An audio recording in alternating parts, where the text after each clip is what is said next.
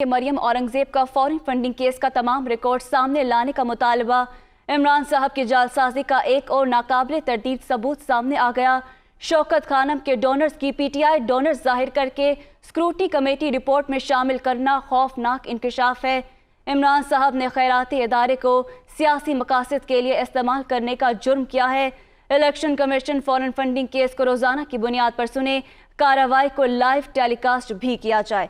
इसी हवाले से मजीद जान लेते हैं नुमाइंदा लियाकत इंसारी से। जी लियाकत, आगाह कीजिएगा।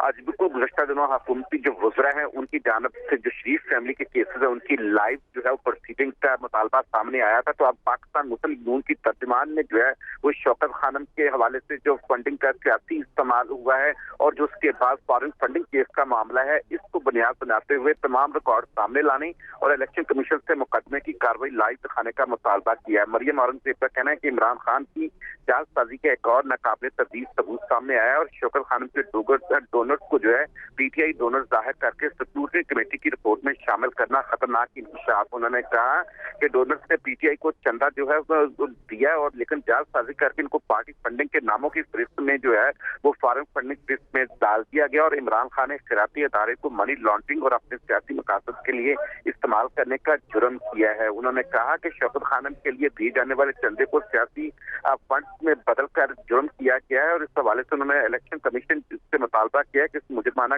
इंकशाफ के बाद जो फॉरेन फंडिंग केस है इसको रोजाना की बुनियाद पर सुना जाए और इसकी कार्रवाई को लाइव टेलीकास्ट किया जाए। मुकदमे की कार्रवाई को लाइव दिखाने का मुतालबा किया गया है। बहुत शुक्रिया लियाकत इंसारी, हमें अपडेट कर रहे थे।